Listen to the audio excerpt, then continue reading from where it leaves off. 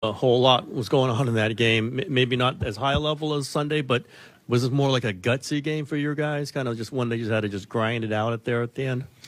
Yeah, it was, it's a playoff game, even though, it disappears into the ether, as we all know. There's no record of it, but it's a playoff game. And, I tried to downplay it a little bit before the game, but we desperately needed to win this game and get 4 days.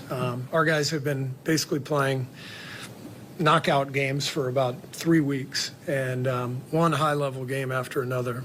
And so to get this one took 83 games, but we're right where we want to be, which is back in the playoffs, and we've got a chance. But maybe most importantly, we get the time to rest and prepare, because these guys need that desperately right now.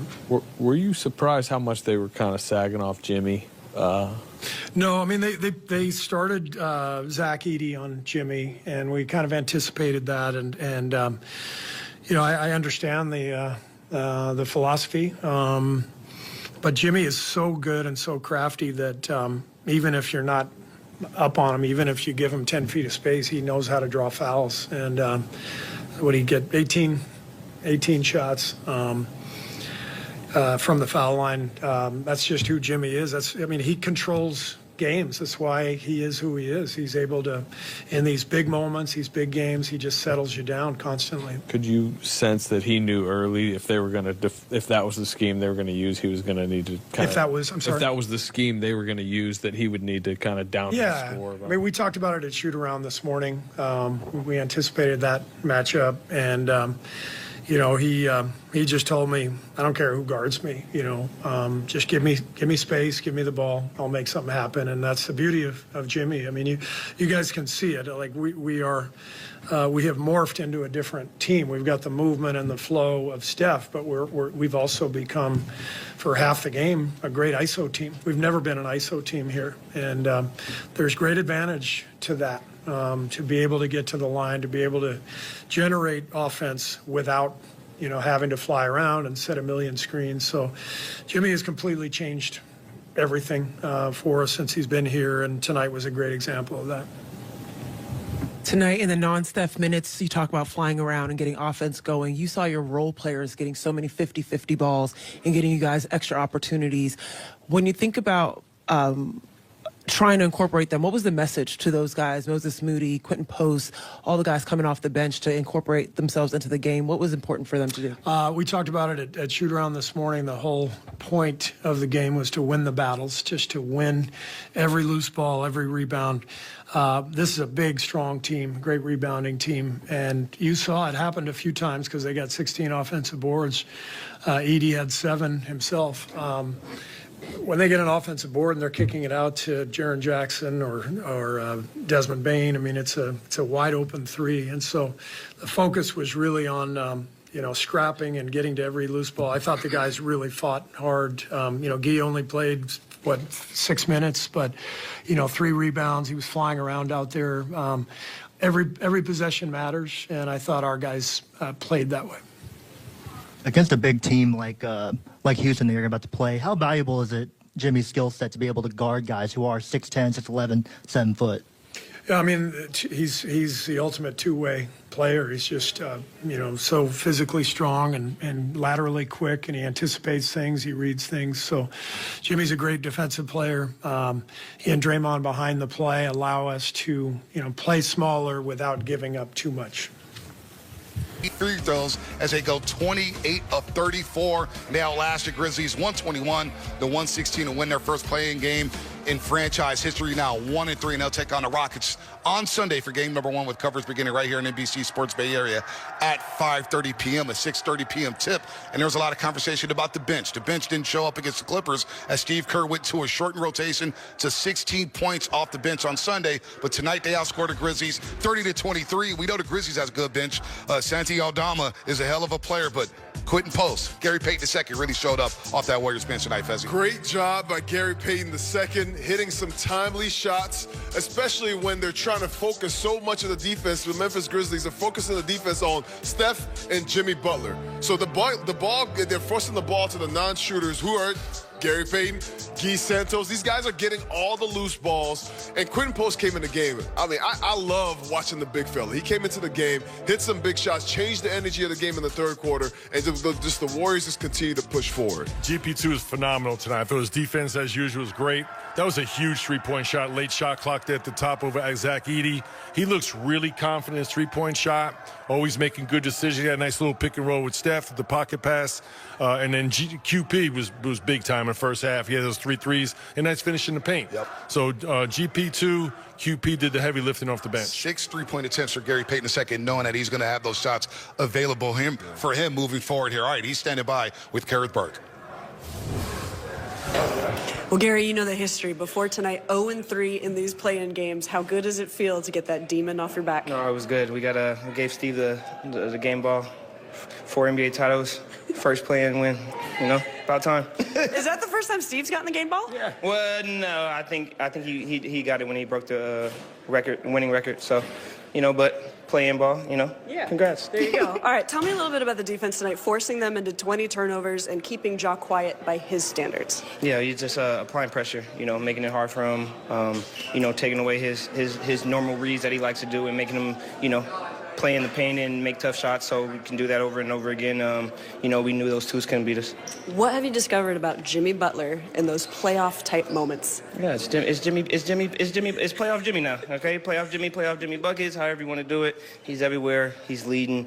He's being vocal, and he's yelling, screaming, and getting buckets. So that's what, you know, that's what we wanted, and that's what who's here. And finally, what did you think about Steph with the 2 big threes at the end of the game, but making his free throws in this game too? Oh yeah, Wardell does Wardell things, you know. Once it comes down the hard ones, okay, but the free throws, like, all right, let's put them to rest. What are you thinking about facing the Rockets? Let's go down to Houston and you know, enjoy the weather and enjoy these games. Thank you very much. A little underdressed. All right, thanks, KB. Nah, you're not underdressed with your Ryan Coogler, the great director, Creed, Fruitvale, and now Cinders premiering Friday. I cannot wait to see this with Michael B. Jordan. We finally got you at the Gatehouse. We had you a couple years ago. You were like, I'm not doing any television. Then I look back over the last couple of weeks, you're on Sports Center. You're breaking down films, how you're shooting films, man. We finally got you, Ryan. We got you. I'm happy to be here, bro, especially after a game like we just seen tonight. I don't know what's going on in the last few calls, though. But I'm honored to be here, man. Honored to spread the word about our film centers. Like you said, it's out, you know, this Friday, the 18th.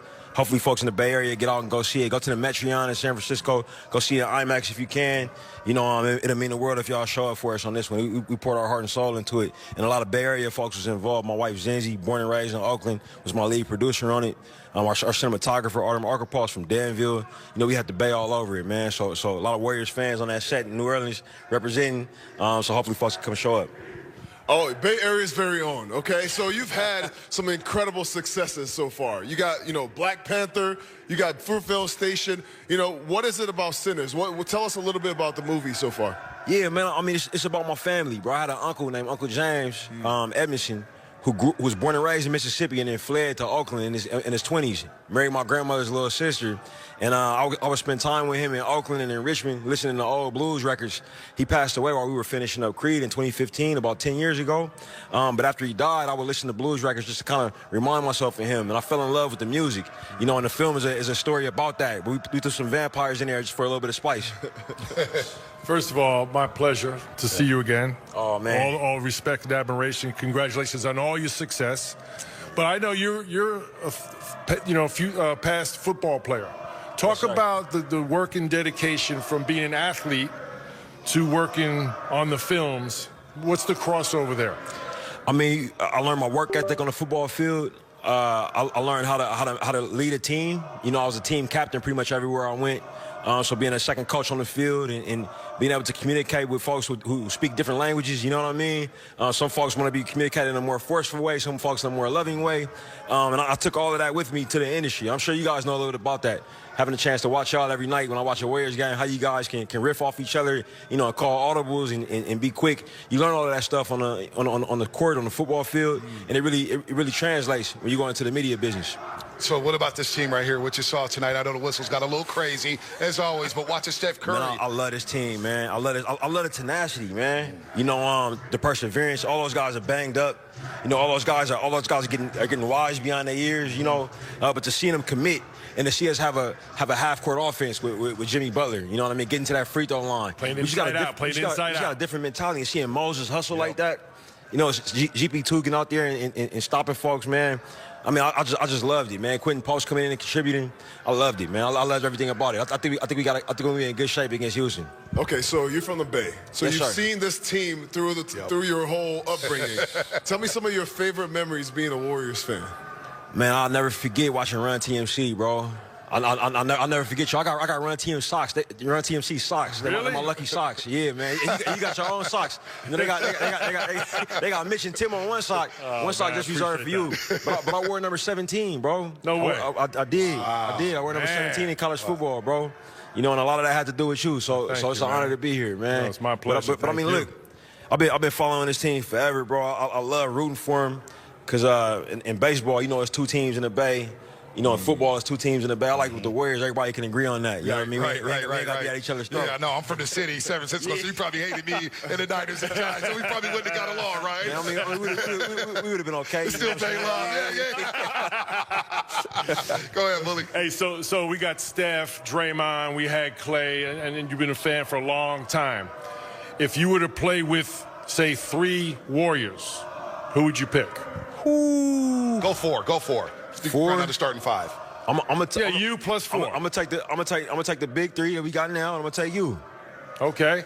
Then we gonna go. Let's go. Small ball. Let's go. Small ball. You with the Ryan Coogler. You see the T-shirt right here. April We'll 18th, come and see that. Metreon. I'm going to see it Friday as well. We got Friday off now. We're going. They can have Let's go. it We're there. Friday. Let's go. We're there to go see Sinners. Love this. Congratulations, Man, man. thank y'all for having me, with you, man. man. Ryan Thank y'all for having me, Let's hear man. from Steve Kerr, presented by BMW.